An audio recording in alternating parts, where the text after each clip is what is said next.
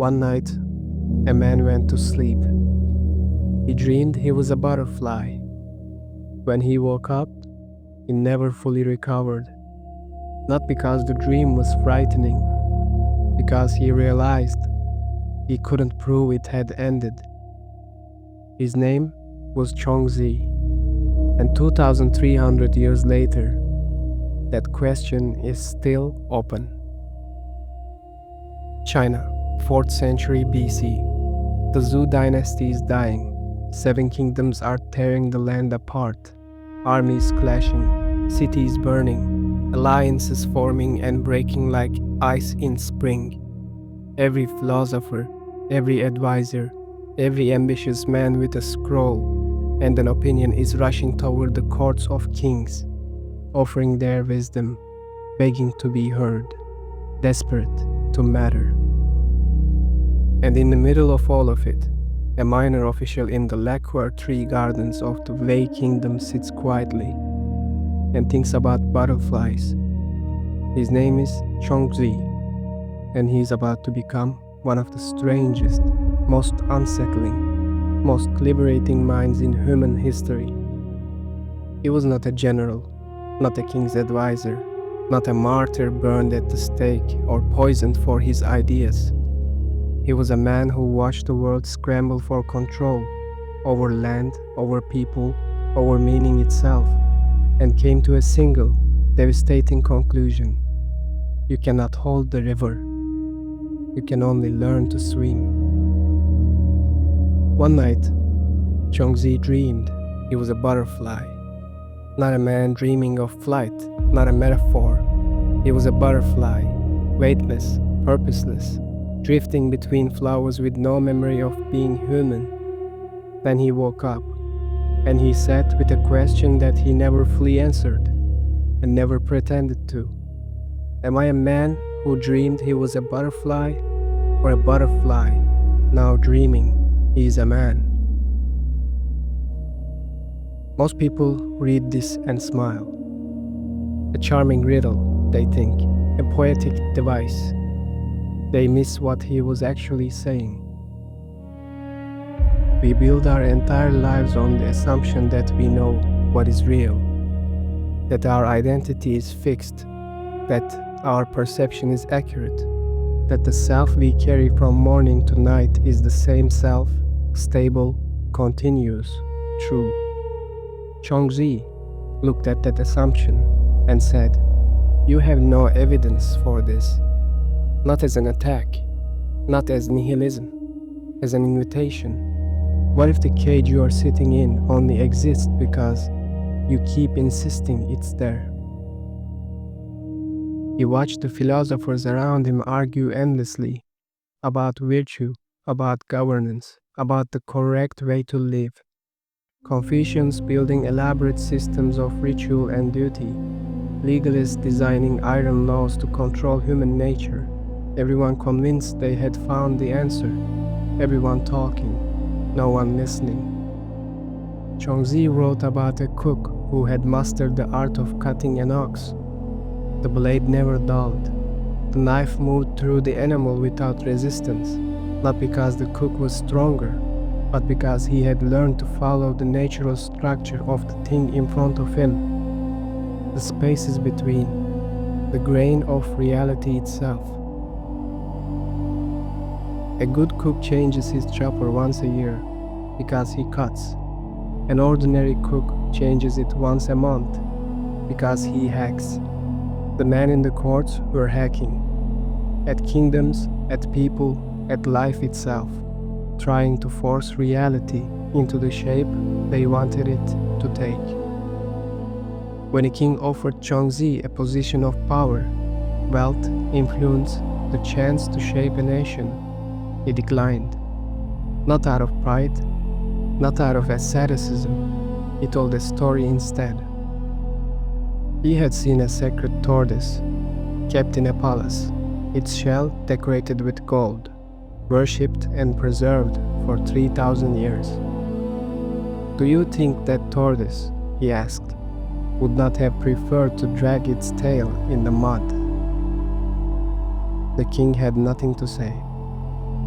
He was poor most of his life. His clothes were patched, his shoes were tied to his feet with string.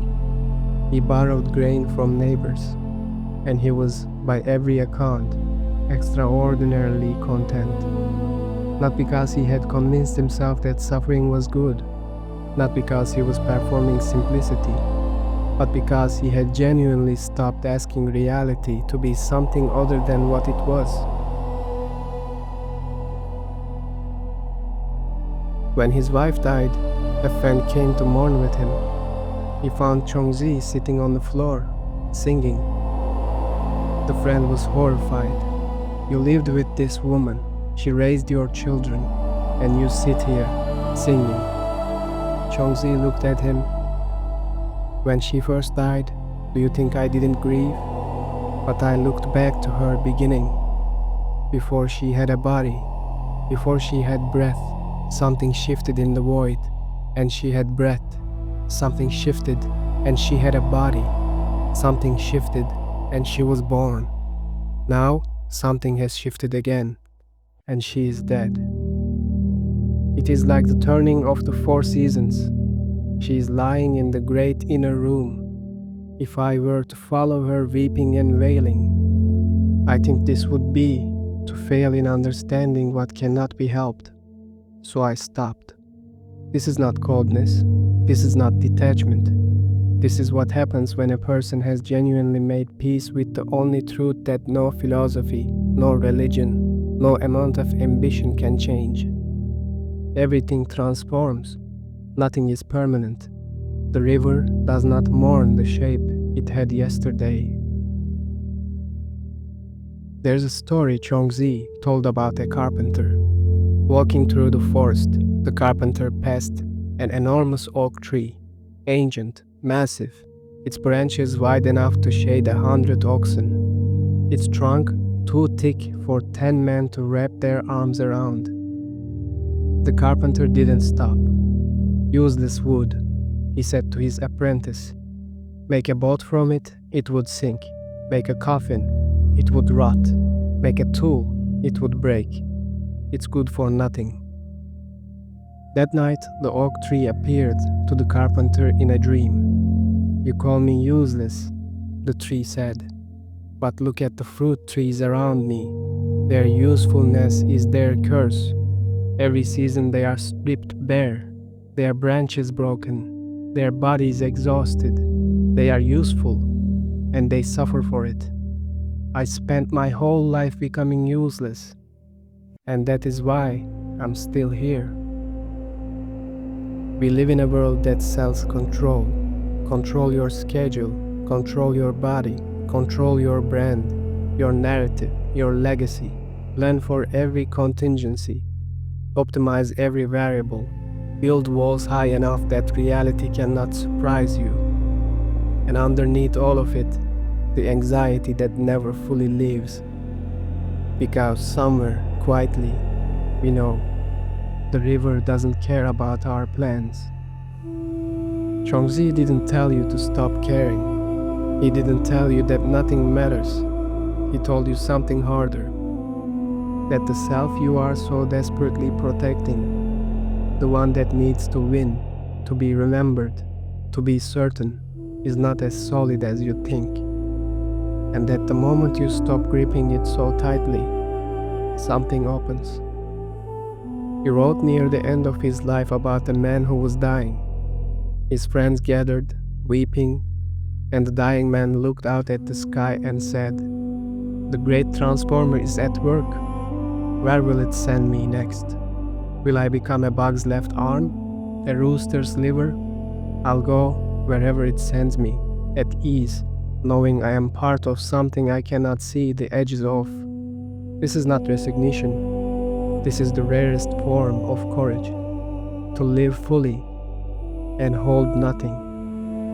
Last night, you were somewhere else. Tonight, you will be again. And in between, this life, these hours, this particular dream, Zhuangzi would not tell you what to do with it. He would only ask, are you spending it hacking or flowing?